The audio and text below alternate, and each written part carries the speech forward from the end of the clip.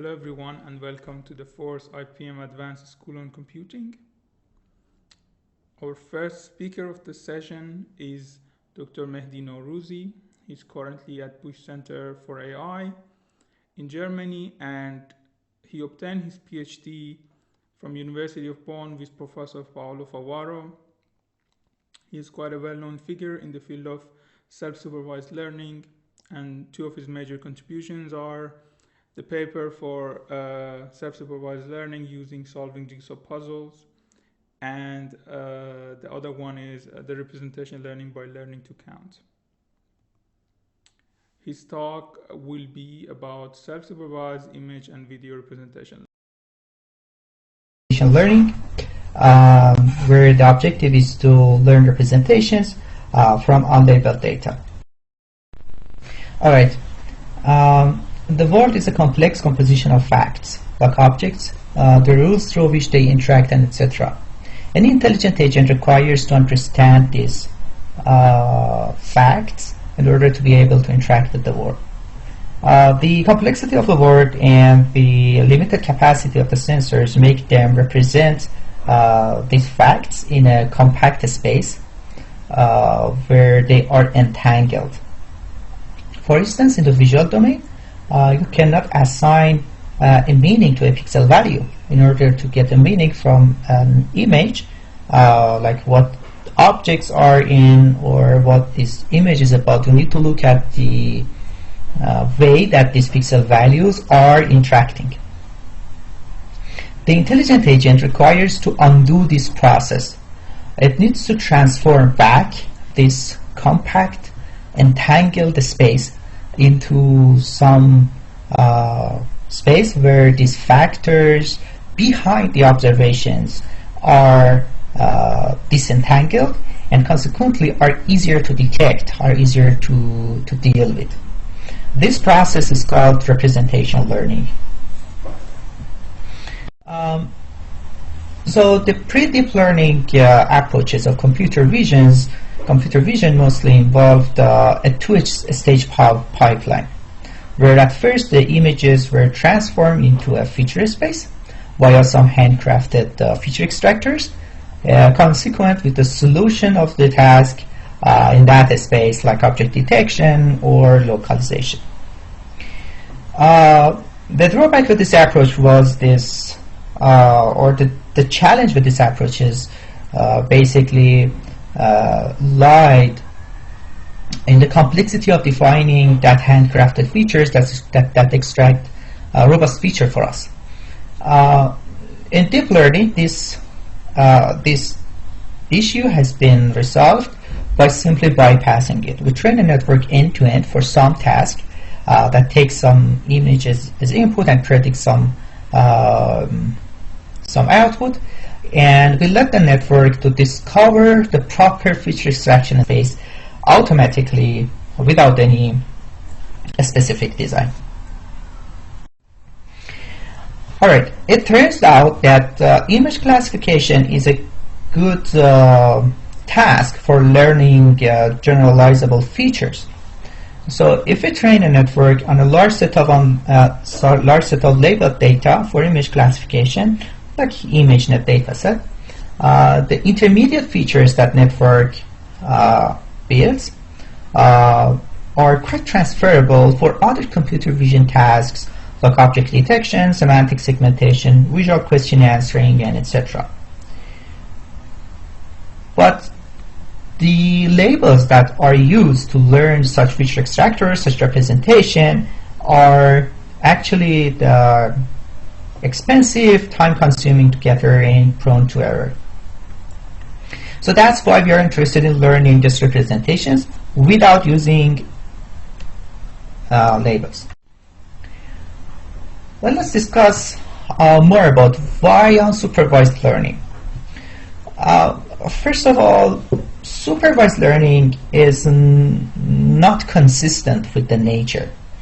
So most of our knowledge about the world, about the environment, comes from observation and interaction.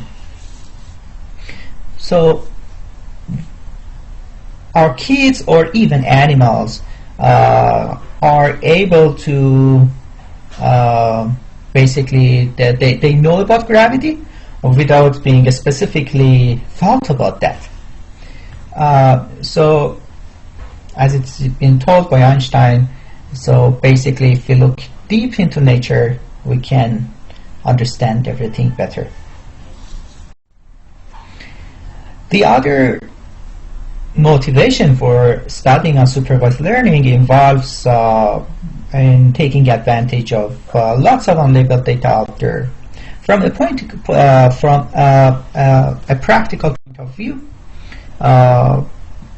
there are massive amount of data uploaded every single minute in internet, and we want our machines to enhance their understanding about the world, about the visual world, by using this data.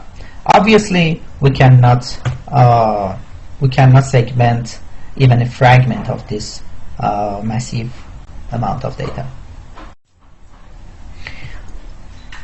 Another more technical reason that why we are interested in unsupervised learning is about answering new questions. So we want our machines to be able to answer all the questions about the observations, not just a single label or sort of supervision that are involved during the supervised learning. More technically, so this supervised learning basically involves approximating the probability of y given x, where y is like a label. Unsupervised learning, however, involves approximating this high-dimensional joint distribution of data distribution P of x, which is a complex distribution to approximate. And the difficulty basically involves in not getting stuck on the surface of this distribution, low-level statistics of this distribution, going inside the data and know the structure of the observations. So this trend, there's a trend started in 2015.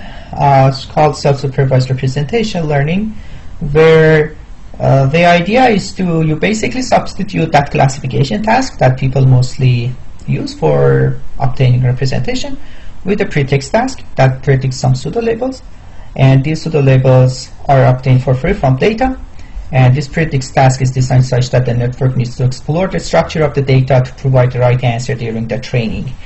Therefore, it basically gives us a good representation. And then we can take this representation for other computer vision tasks, like what we did with supervised learning. And these labels are low cost, more scalable, and flexible. Just for some clarification on terminology, unsupervised learning in the pattern recognition literature mostly refers to a set of specific methods like clustering, dimensional reduction, and so on. In self-supervised learning, your task can be classification. It doesn't need to be really one of those specific tasks. So what matters here is that this method doesn't involve or doesn't use any human supervision during the training. All right, there's an interesting story behind this, and it is about a gelato bet made by Jitendra Malik and Elio Shafras from Berkeley, and it is as follows: if by the first day of autumn of 2015, a method will exist that can match or beat the performance of our CNN and Pascal VOC detection without the use of any extra human annotation, e.g. ImageNet, as per training, Mr. Malik promises to buy Mr. Frost 1 gelato, 2 scopes, 1 chocolate, 1 vanilla. And this is made in 2014. And let's see the back story. In 2014, basically our CNN came out. And the result was impressive on Pascal VOC detection.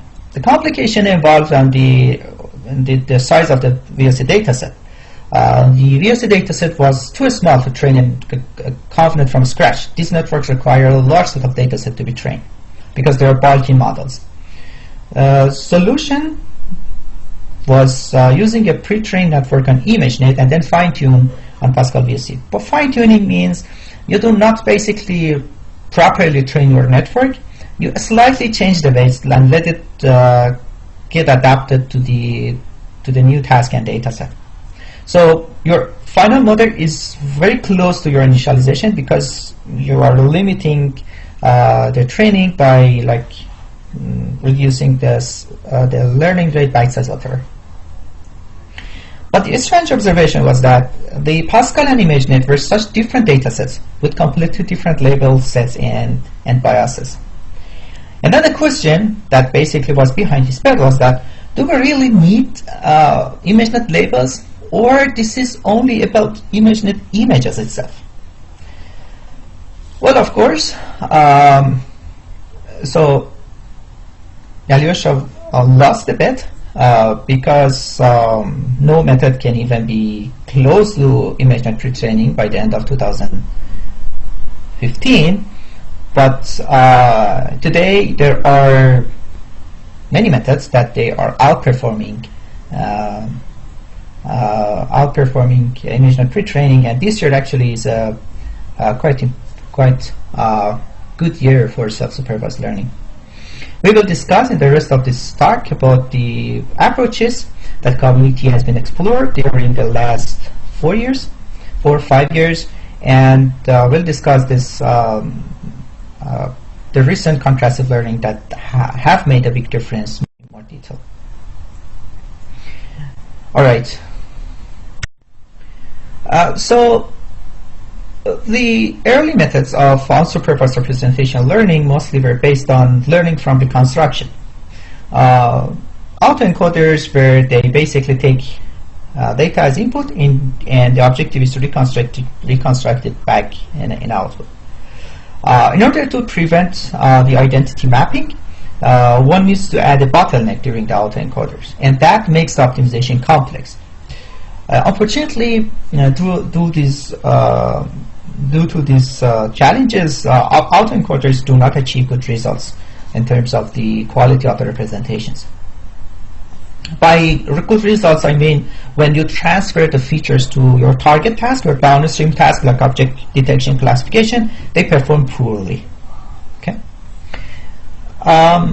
So to prevent from this bottleneck, later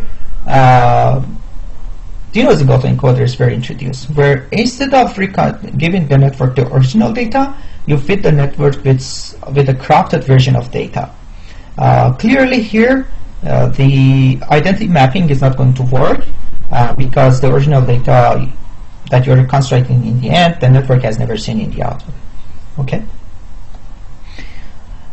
And a category of self-supervised methods that were introduced after 2015 are actually some instances of denoising autoencoders.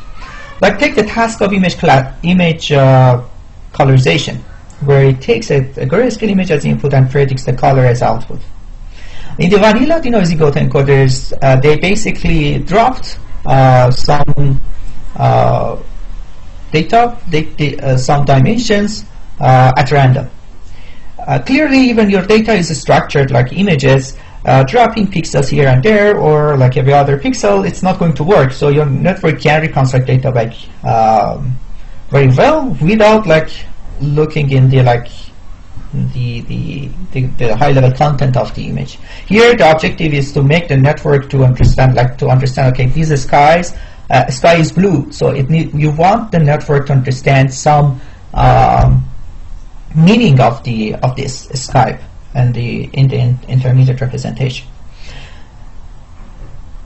In the colorization task, you are dropping some part of the data, but this dropping is more elaborate, so it is more consistent with the structure of the data, and it makes the network to work harder to basically get the reconstruction job done. Or you can do context encoders were introduced where a large block of the image were removed, and then the network had to reconstruct that back given the surrounding, or some more advanced methods that they used, basically some generative models to basically reconstruct from the noisy autoencoder space. The other direction to explore for obtaining a supervisory signal involves other modalities like ego motion. Ego motion is basically the camera motion estimation with respect to a rigid scene. The biological agents actually have that information. We know how our head or eyes move, so that we use this signal to understand how basically objects and an environment look like. So the other very effective modality that has been efficiently used are basically sound in the context of video understanding, where you basically want to match the representation that you obtain from visual domain to a representation that you obtain from the audio domain. Like in a very a simple approach that works quite well is that you basically train a network that takes a pair of synchronized video and audio, and it should predict basically 1 for this synchronized pair, and you should predict 0 for like randomly shifted sound signal. So it should basically distinguish between the synchronized and unsynchronized basically pairs. All right, the other interesting effective direction is like using time as a supervisory signal, the temporal information in the videos, and the tasks like involve something like learning to sort the frames, or optical flow for tracking to obtain a foreground and background segmentation for free. One of the early supervisory signals that were explored and achieved good performance was basically context, and it was firstly introduced by this interesting work. So the task basically is as follows: given a 9 patches from a 3x3 grid of the image. So the idea is to train a network that takes a central patch and a randomly selected patch from the surrounding, and train an 8-way classifier that predicts the spatial location, the relative spatial location of these two patches. This is an interesting approach, but the challenge here, the drawback of this method involves in the ambiguity. So here in this example, if I take the first patch, which is from background, the question actually is irrelevant. It's confusing because there is not a clear connection between the face of the central face of a cat and that kind of background that appears in the first patch. However, if I take the other patches from the object part, the network needs to understand the object parts and how they are located together.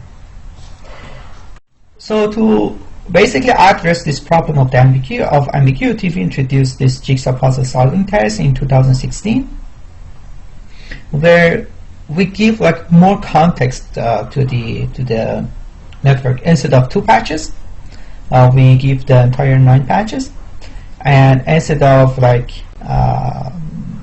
relative spatial locations, we cast the task as jigsaw puzzle solving task, where we shuffle the patches, throw some predefined permutation set, and ask the network and then have like a 9 columns in this network that takes the shuffle patches and predicts the index of the permutation through which these patches are basically permuted. So it is basically a classification task, and we basically can define a jigsaw puzzle solving task in this way. And this task basically has better performance compared to the context prediction due to less ambiguity. Now the question is, how do you evaluate the learned representation? One way to do evaluation is to go with some qualitative evaluations via visualization. That is given like a set of patches from the validation set that network has never seen. You feed them to the network, extract the features, and then find the images that have the highest activations of each channel of this components. So we want to see by solving these tasks, every channel of our network is responsible for what? I mean, we want to see if they are responsible for capturing some high-level semantic-oriented meaning, like object parts and so on. So we do this for the all the convolutional layer, and this network is AlexNet, which was the common practice at that day. So you see that in the first layer, the network is mostly each channel is responsible for detecting a clear texture. As you go further, you basically, since these representations are hierarchical, more higher level components, attributes are basically appearing. So in the second layer, you see there are some channels that are capturing graphs. In the third layer, the first face detector appears. In the fourth layer, you have like more high-level visual primitives like head-top detector, central face detector, neck detector, leg detector, and bottom leg detector, and so on. And in the last layer, you have basically more scene-oriented visual primitives. All right. But how you can evaluate quantitatively the quality of the learned representation? One approach that we introduced in 2016 was basically freezing the network of weights up to some layer and retraining and initializing the rest of the network from scratch, randomly and trained from scratch. So if this, we want to see how correlated are our pretext task and the final downstream task, which is here object classification. If they are quite correlated, then unlocking or letting the layers being trained, it's not actually be trained. It's not actually. It doesn't make a big difference in the performance. So the higher gap between the training from scratch on larger scale data set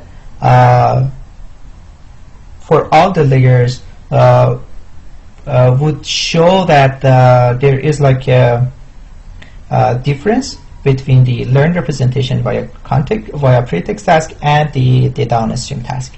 So here, for example, at that time when we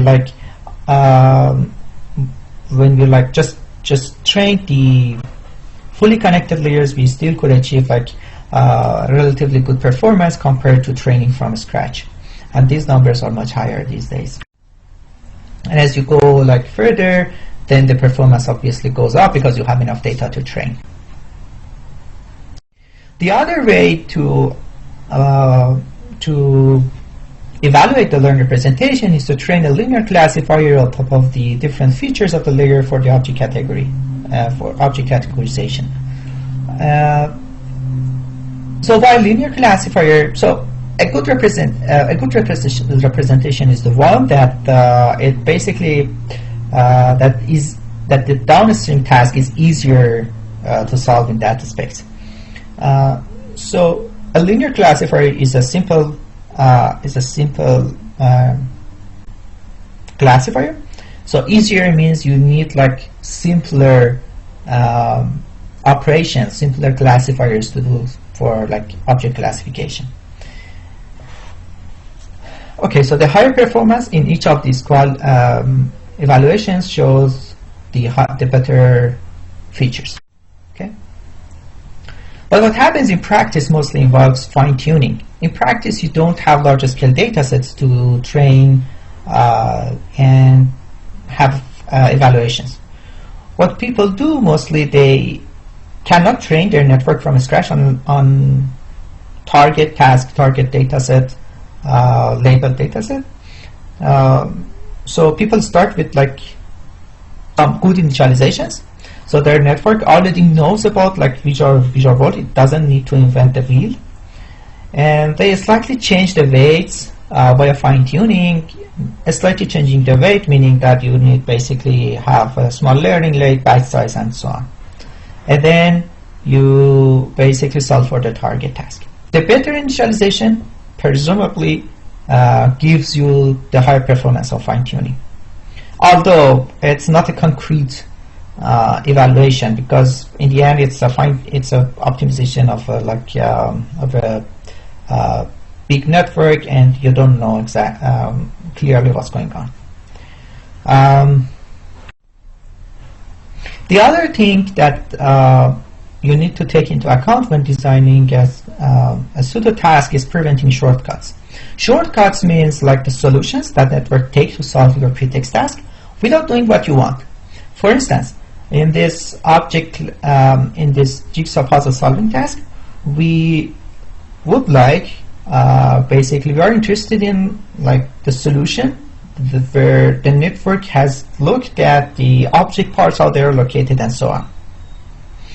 But network can solve this task by looking at only edge continuities, how the edges continues, and so on, without like caring about what are the objects and how they are located with respect to each other. So we need to do something about this if you want the network to learn good representations.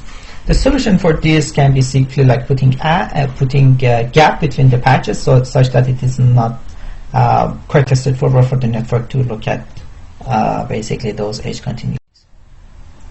Or the network can use like low-level statistics like color histogram or intensity distribution and so on to solve the task, and we need to prevent from that by normalization. If we didn't do any of this, then the performance of the learned representations were actually quite low. The other interesting direction that have been explored successfully was transformation encoding. The idea here is that instead of reconstructing back the data in an autoencoder fashion, you apply transformation on some transformations on the input and reconstruct back the transformation. Like in a very simplest case, you can take the image, apply rotation with the multiple of with the multiples of 90 degree, and have a four-way classifier that predicts which of these rotations have been applied on the image. And there are more elaborate ways to apply these transformations, but this simple one works reasonably well, actually surprisingly well. The other direction was basically generative models. And the most famous ones is Bygone. So the main idea here is to use the error that your generator makes on basically generating images as a supervisor signal to train your another network for learning representation. Here is denoted by the encoder. So this discriminator in this framework, it takes a pair of image and the caused latent in the corresponding latent vector of that image. Like here, in the fake samples, it's straightforward. You have fake image and the samples that generator has used to generate that image. For the real images, you have the image, and then you have an encoder that predicts the latent vector for you. And both your encoder and generator should work together to fool the discriminator. And this has been introduced in 2017, but more recently there's a new one which is based on Big framework, and it works quite well. I personally believe that we will hear about this direction more in the near future. Another interesting direction is deep clustering. The idea here is to alternate between the clustering and representation learning. And this work that was introduced in 2018 from Facebook, the idea is to apply clustering, k-means, on the feature space of a randomly initialized network, and then obtain pseudo labels. And the next step, you basically apply a classification loss using on the labels that are obtained via k-means in the previous step, and then alternate between them. Why it works? The answer lies in the basically the structure of this convolutional network.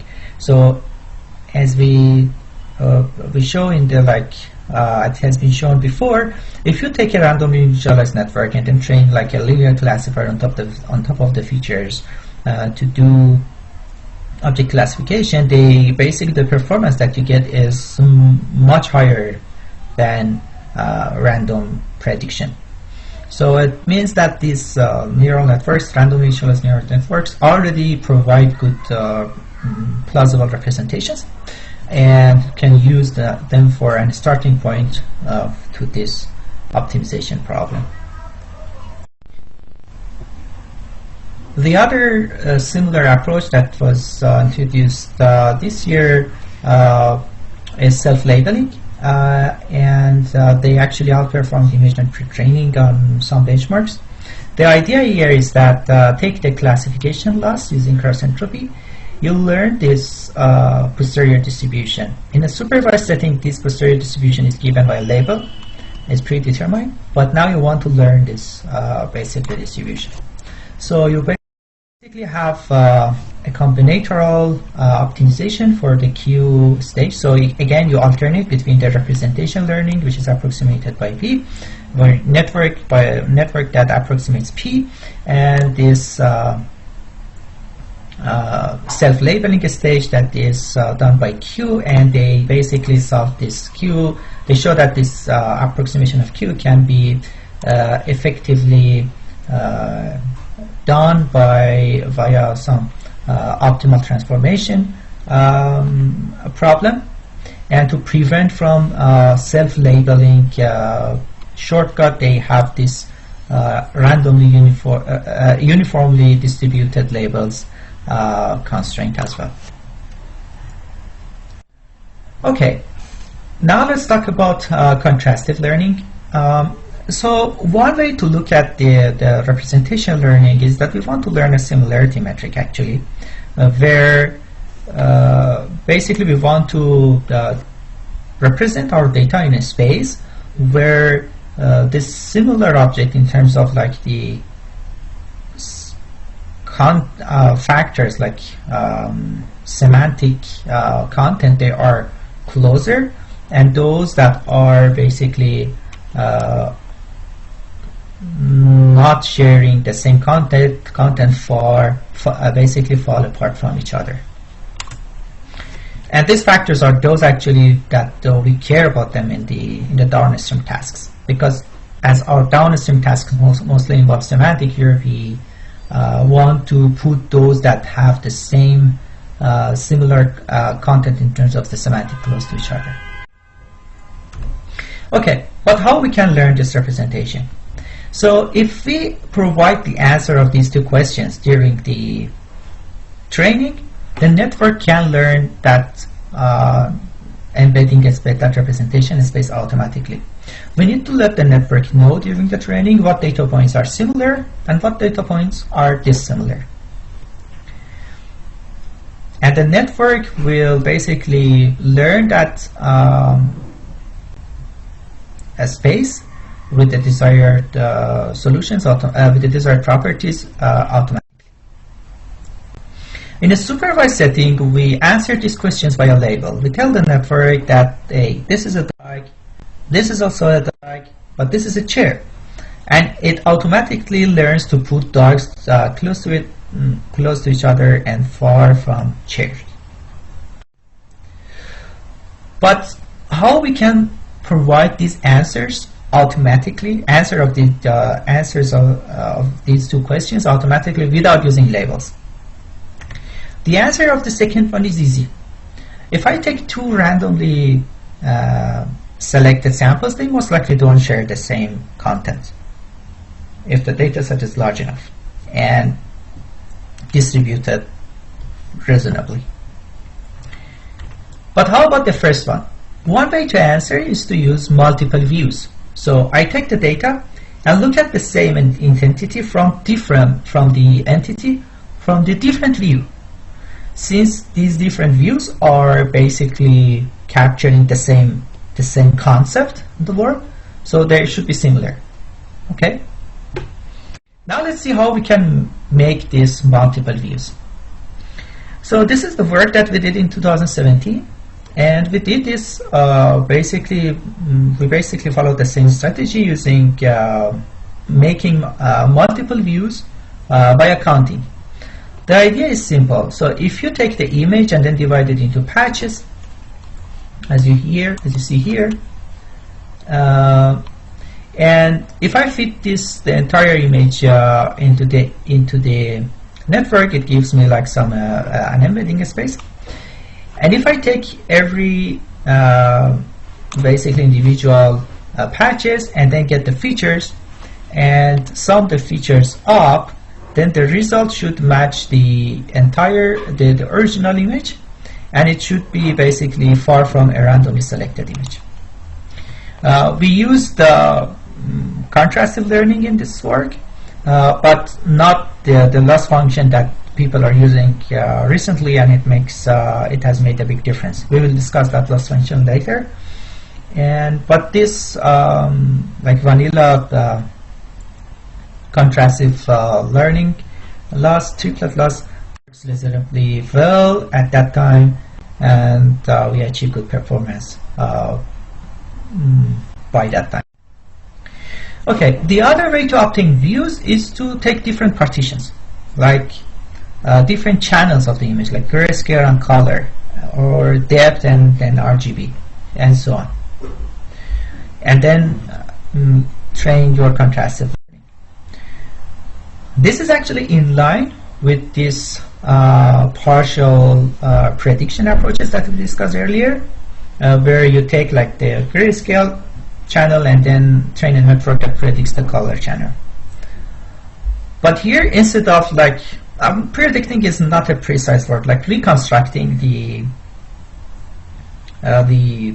colors from the grayscale is a better wording, I would say.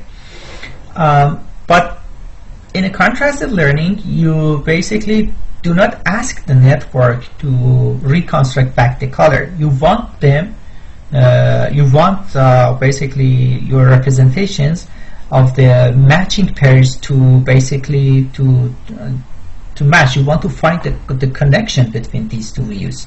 You are not interested in like approximating this bulky distribution of your data, which is not necessarily an optimal solution for representation learning.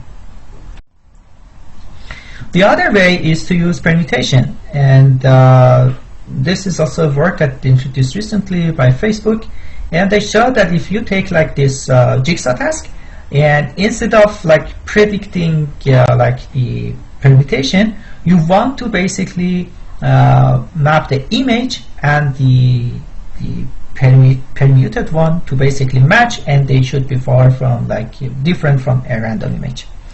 and they actually surpass ImageNet pre-training on some benchmarks as well. So the same task, what is different is just the loss objective function. That's it.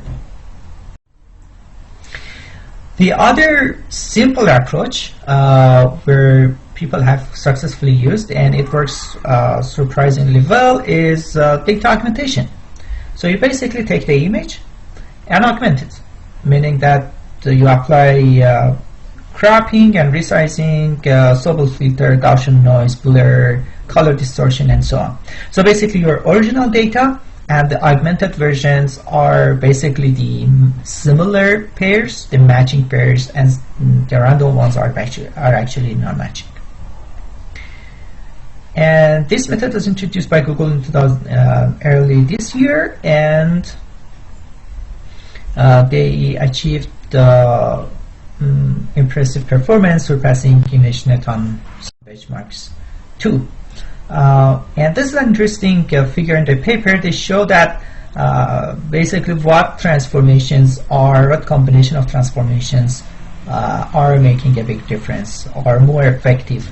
And as you can see here, this crop, the combination of color and crop are actually quite effective compared to the others in terms of learning good representation. Essentially, cropping is the kind of the most effective ones.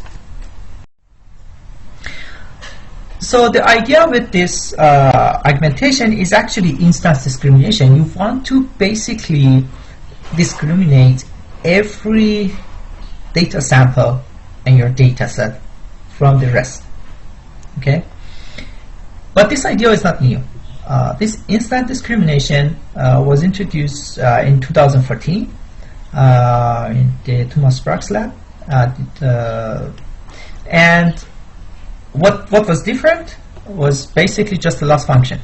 So they take the data, apply different transformations here, and then they assign a single label to a data and all of its transformations. So you will have as many as the data set size labels in the training. Training with this large amount of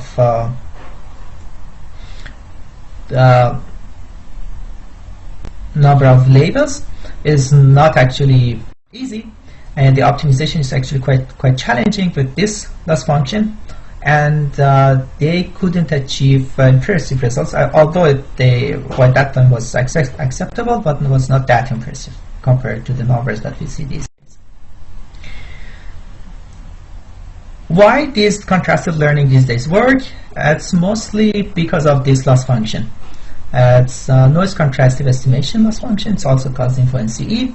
It's basically a proper loss function for instance discrimination. And let's see in detail what this loss function is about. So you have a critic, which is mostly implemented as a neural network. For a given sample in the dataset, in every iteration, you need to find a positive sample and a set of negative samples. If you look at this loss function more precisely, so this positive sample that you see in the denominator, it also appears in the denominator.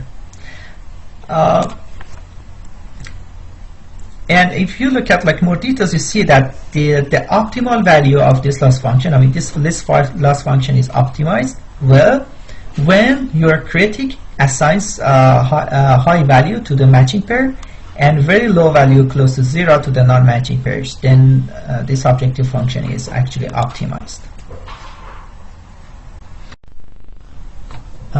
In practice, in order to optimize this loss function properly, you need to train on large number of negatives.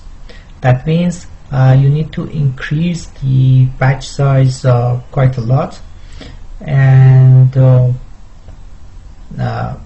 which means you need very large GPU clusters with very large memory GPUs to be able to optimize this loss function with a good performance. But if you don't have crazy GPU clusters, don't worry, there is a workaround this. So in the vanilla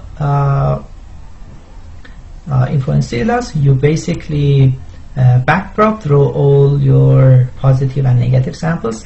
Here Q is your given sample, and key is like keys are the matching and the negatives view, basically the other views, both matching and non-matching ones. And in the like the vanilla implementation, you basically fit all of them into like two different or a single network and a backprop all over that. The idea here is like to use a memory bank where you basically have a queue where the features of your keys basically they are entered into a queue, and you use them during the optimization. But using like the simple memory bank is not basically doesn't work well, and the reason is that so every actually key feature is updated the last time that it has been seen during the optimization, and it's like using multiple instances of the encoder during the optimization. So to address this, they introduce first of all using different encoders, query encoder and the momentum encoder for the keys, and your momentum encoder basically have a momentum update with the encoder basically with the query encoder. So you basically backprop your query encoder and update your query encoder like a typical gradient descent update, but update your momentum encoder using the obtained weights of your query encoder in using a momentum update. And this approach actually works well on like reasonable batch sizes, and they achieve comparable results compared to very large batch sizes.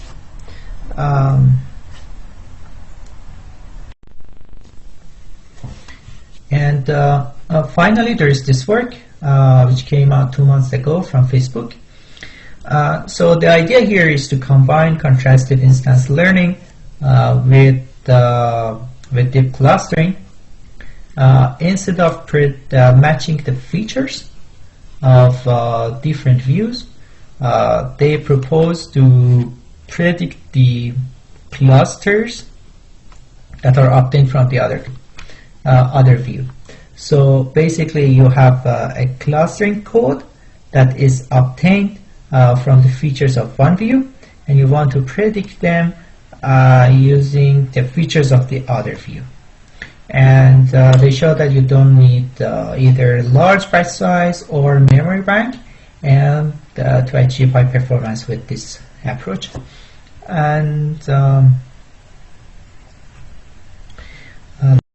result of this approach is quite impressive too. All the methods that we discussed from 2020, they are outperforming ImageNet on some benchmarks, so they all work very well. I just discussed the numbers of this paper because I don't want to confuse you with the numbers, but this work outperforms ImageNet pre-training on all the transfer learning benchmarks, and in some cases with a good margin, like here. And as you see, it also works very well. I mean, almost the same as ImageNet labels on ImageNet classification, so no transfer whatsoever. And that is actually the results are quite impressive. I spent 3.5 years on this research field during my PhD, and I worked quite hard for improving percent a single percent, and I see the value of this the numbers. And when I joined industry, I actually see now the value of these numbers even more. These human annotations are really bottlenecks for training these deep networks. And I think the computer vision community has done a great job during the last 4 or 5 years. All right.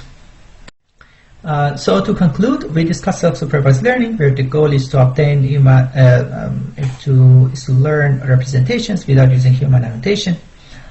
We've shown that self-supervised learning is more consistent with the nature and are quite effective on learning representations without human annotations.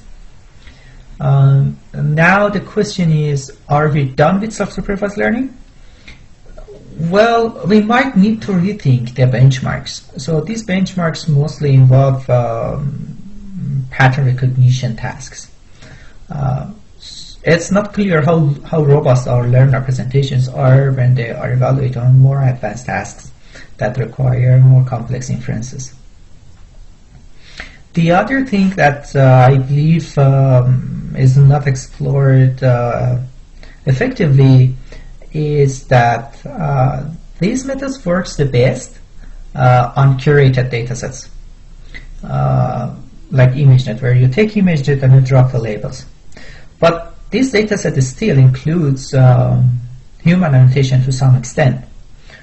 So you have object-centric images, uniformly distributed over the categories, and so on.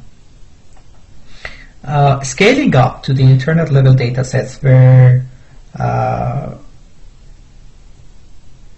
the amount of data is massive, and the data comes with like some biases that you don't see on ImageNet like dataset.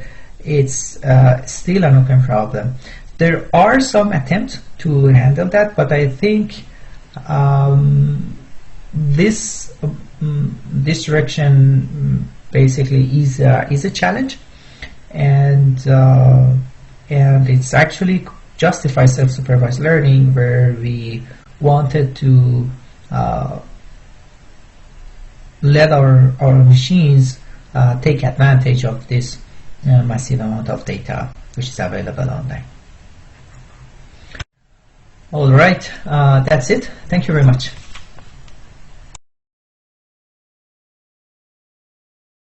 So thank you to Dr. Noroozi for the very interesting talk. And I'm waiting for Dr. Noroozi to join us, and then we can do some question and answering. There has been some questions in the chat, and if you have questions, please ask them in the chat. Hello? Yes. Okay, good.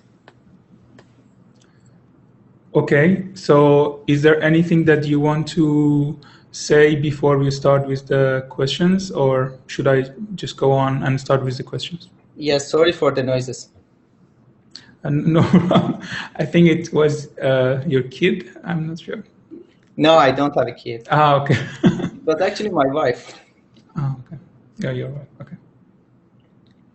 So let's go with questions. So I'm not sure if people can see my screen. So we had a question from Aryan, and he was asking how can we do clustering with unlabeled data, because in that network loss calculated with classification and without labeled data, it isn't possible. I guess he's referring to the Deep clustering. Clustering, yeah, that work. Okay, so it's a very good question. Yeah, I agree. It looks like a chicken and egg problem, where in one hand you don't have labels, and in the other hand you are solving actually a classification task, total labels. And the answer basically, I briefly mentioned in the video, but it was not clear, is that it's the answer lies in the priors.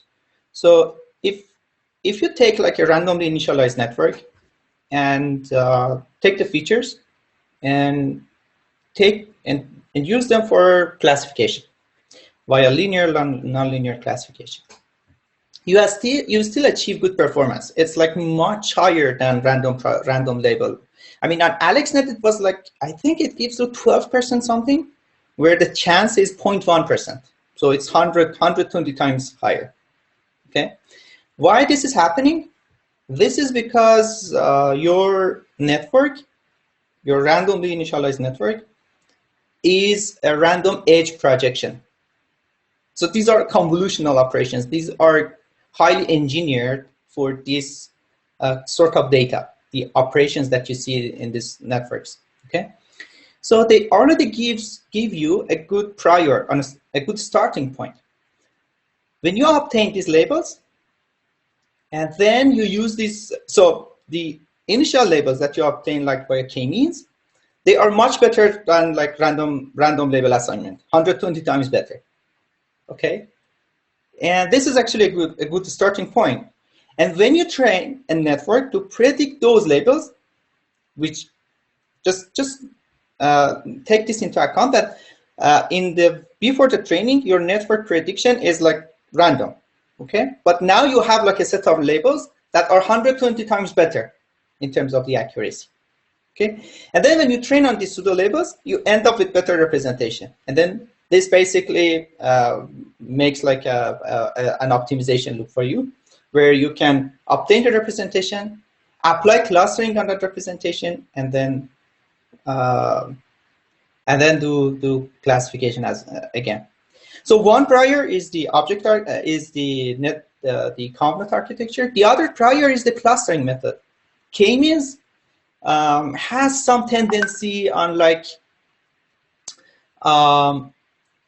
distributing the labels uniformly. I mean, you don't have that constraint implicitly in the loss function, but if you play a little bit with the k-means objective, you will see that. So k-means tends to have clusters that are uniformly distributed, kind of, as much as possible.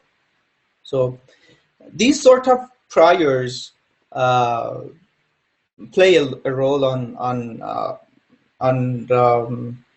basically making these methods work. Yeah, I hope it's clear now. Yeah, I think it's at least clear to me, but there is a follow-up question. Nazanin is asking, is this statement true? Pseudo labeling is kind of a semi-supervised learning. I mean, it uses both labeled and unlabeled data, a small set of labeled data and a larger set of unlabeled data. Am I right? Technically, they are not the same. I mean, these are like some terms that are not. I mean, these are not sort of terms that you see in the like math books, or they are not concrete terminologies, right? So people have just named them.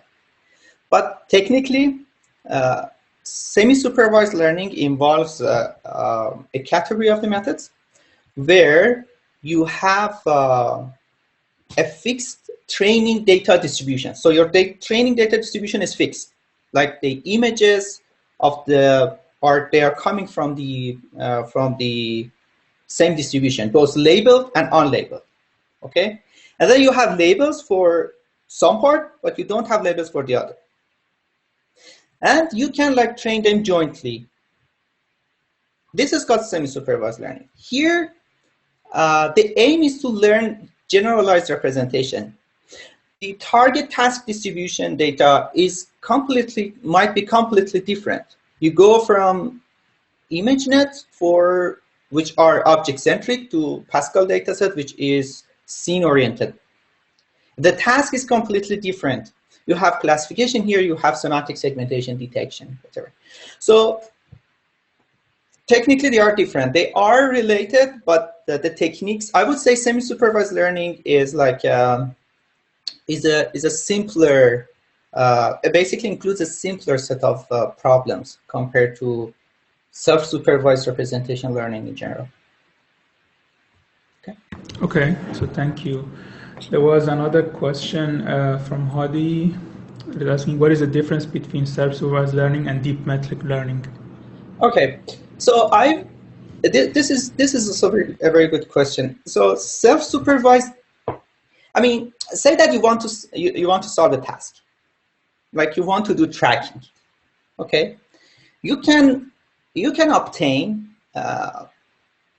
you can think and then come up with a method that finds the supervisory signal for your tracking from data. This is a self-supervised tracking. I mean, like there is a very interesting work from Berkeley in Super 2019 where they use this cycle consistency. So it is basically given starting from one point, going to the other frame. When I track back, I have to end up with the starting point. This is called self-supervised tracking.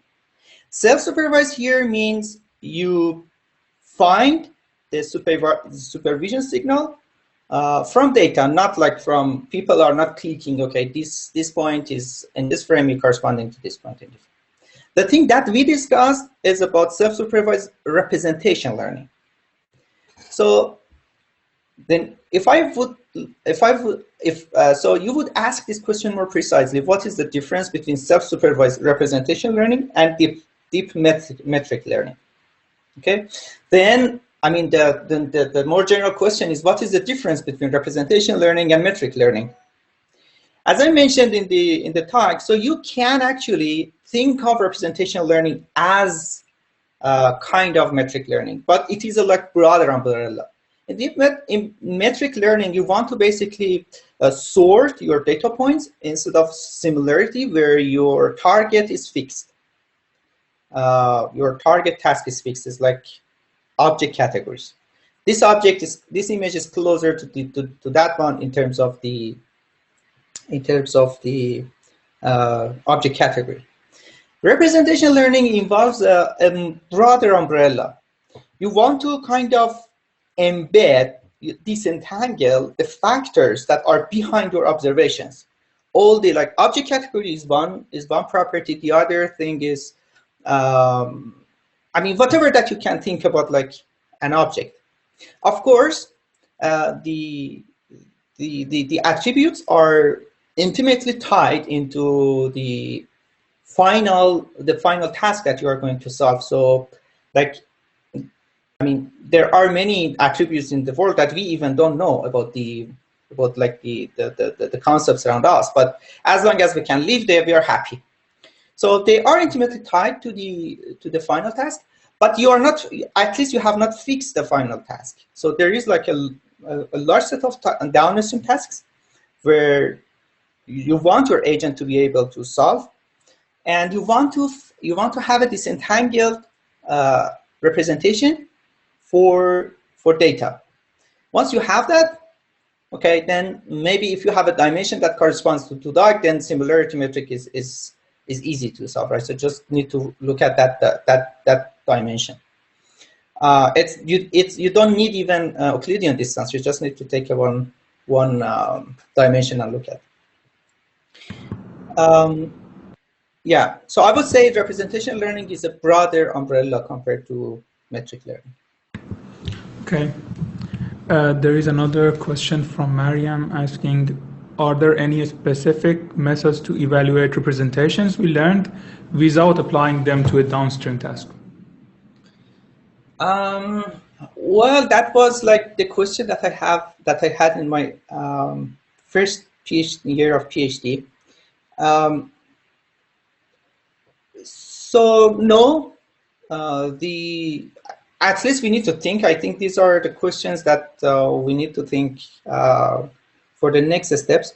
In the deep learning book by Goodfellow and Baggio, they have a chapter about the representation learning, and they define representation based on the downstream task. They simply say a representation is good when you can solve your task of interest easier. So the easier solution for your downstream task, the better representation. But to me, it looks like if I want to pose an objective for unsupervised learning in general, unsupervised representation learning, I pose that problem as approximating probability of data, the P of X distribution. Why it is so? Say that your model has modeled P of X. It looks like it knows everything about data. So you can answer any question.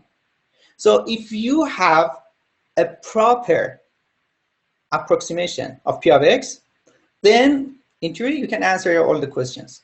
That's why I think generative models are like the winning approaches in this direction, because as long as you know P of X, then you can answer all the questions. I mean, that's a probability distribution includes all the downstream tasks, whatever that you can think, whatever question that you can think during a downstream task is there. The answer is there. Okay. So, but now the question is, how do you measure at first whether you have approximated P of X properly? It's an open question in generative models. I mean, there are some metrics, but they are not that elaborate. The other question is how you can take this back. Say that you have trained a generative model, I don't know, like GANs, and then you have this, and you have kind of measured, sort of measured that you're sure that, okay, your generator now basically spans all your distribution. Then that question is how you can make this knowledge back to kind of an encoder that takes image and then gives you the basic maps to a representation space. These are the two questions that you need to answer if you want to go with this. So in summary, I would say, if I want to say an Oracle task for evaluating representation learning is approximation of P of X. Yeah, okay. And there is another question. We are almost finished with our time. There is a 30-minute breaks until the next talk, but I guess since we started a bit late, we can go into the break time a bit. So Mariam, again, is asking, which method do you think are more preferable for applying to sequential data, like audio? Audio. So, I mean, in the video domain, I recently started looking at video data. So the early methods basically were involved recurrent neural networks, LSTMs, but they are not easy to train. So the training is not that easy. And now the community has changed to these 3D convolutional networks that they kind of can robustly capture this time horizon. And I think, and they work actually quite well. So I think that sort of, I haven't worked with the audio signal, but I think those operations can be easily adapted to this to the audio signal, and there is like a big literature on video audio representation learning. Currently, this contrastive learning is the trend. So I would just go with this, one of the contrastive methods applied on this sequential data.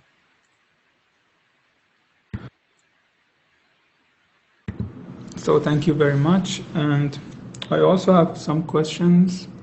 Sure. So first off, since the negative pairs seems to be very important in contrastive learning, what do you think about this recent method from DeepMind, I guess? It's called bootstrap your own latent that does not do the negative pairs. Oh, I have not read that paper. Okay. Okay. But regarding negative pairs, so I mean the thing that people have worked was that you need to just increase the batch size, and that actually plays a big role on having better representation. The other way is to obtain some kind of hard negatives. So they are not like just random samples, very easy to distinguish. So you think and then see, okay, these are kind of sort of hard negatives that for your contrasted loss. I mean, if you want to be a little more like precise, these methods are actually maximizing mutual information between different views. Okay, and to have like a proper approximation of mutual information, you need to have this randomly selected samples. If you go with like some structured kind of hard negatives, it is not anymore a proper mutual information approximation. And people have shown that actually with hard negatives you obtain better performance. But so it's not clear whether, okay, if you have these hard negatives, which are not like randomly selected samples, I mean, you in the end you don't know what's happening here again, and I wouldn't like to go in that direction. But that paper, please sharing me that, I will have a look. Yeah, it's called Bootstrap Your Own Latent, and maybe some question that is not so relevant today, but before this contrastive learning, there was all these designs in the auxiliary task that is used for self-supervised learning. And my question basically was and is, why don't people combine different tasks? Why should one task be the solution? Oh, I actually wasted 6 months on this, so it's not easy.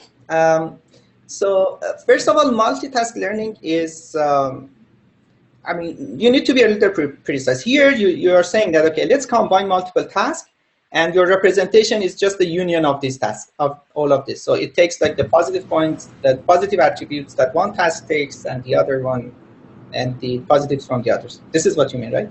Okay. So first of all, this is not guaranteed. If you like train multiple tasks,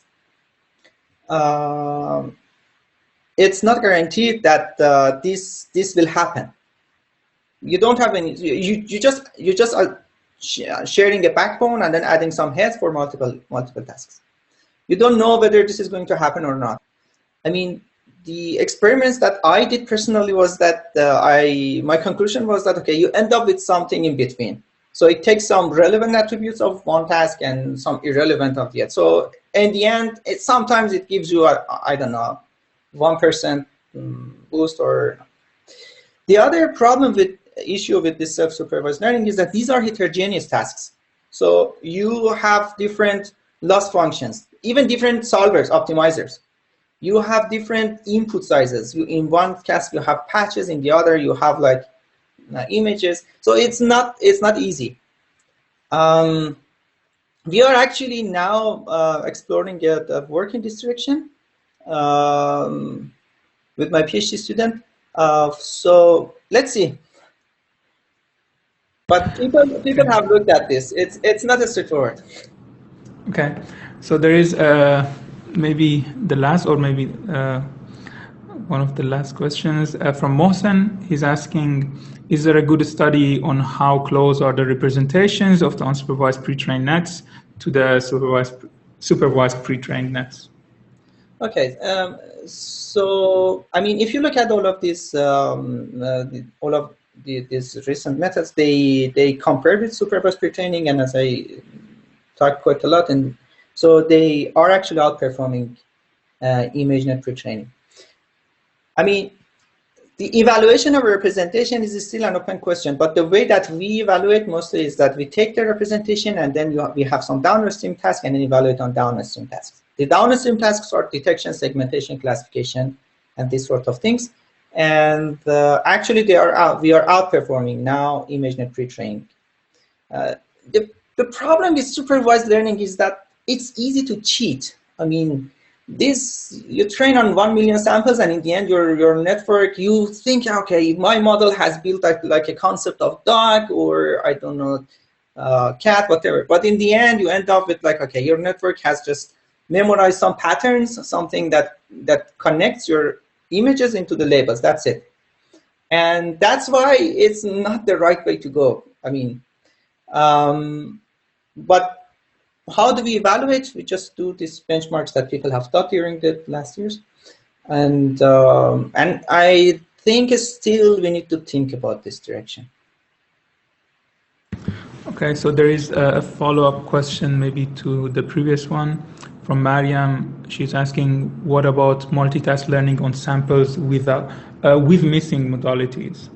I saw multitask learning as the only option. What's your opinion? I'm not sure what you mean. Multitasking on samples with missing modalities.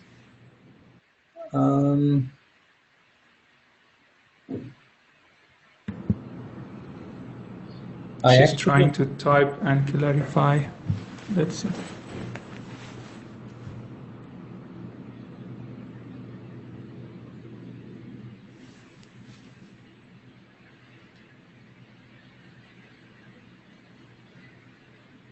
She says, I mean, some samples don't have all modalities, like missing audio or video, or for some samples.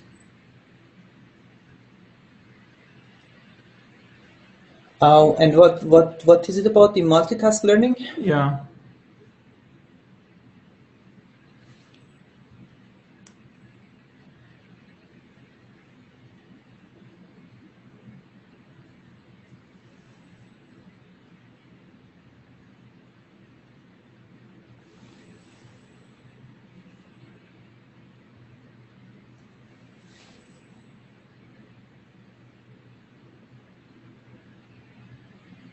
Okay, so I mean, I wasted time. I don't say that multitask learning is nonsense. I wasted time maybe because I said that it's challenging. I mean, it makes a lot of sense, right? So this is the thing that is obvious that we need to explore, but it's not what I said was that it's not as straightforward. So meaning that there are some challenges, and where they are not easy to address for this uncontrolled optimization, these heterogeneous tasks. I think what the meaning is like is a proper loss function for multitask learning, and maybe this influency is basically can do something there as well. Yeah, but still I don't see the connection with multimodalities. I mean, anyway, you can contact me later. I'm sure that if everybody had cameras on and microphones on, we would clap for you now. And thank you for the good presentation. I think we will take a break until the next presentation. And if you have any final words. Sure. Thank you very much. It was my pleasure, and hope it was useful. Yeah, it was very useful. So thank you again, and thank you to the attendees. We will take a break for around 15 minutes, and we will have the next talk by Dr. Ali Islami at 4 p.m. Iran time. So thank you. Bye.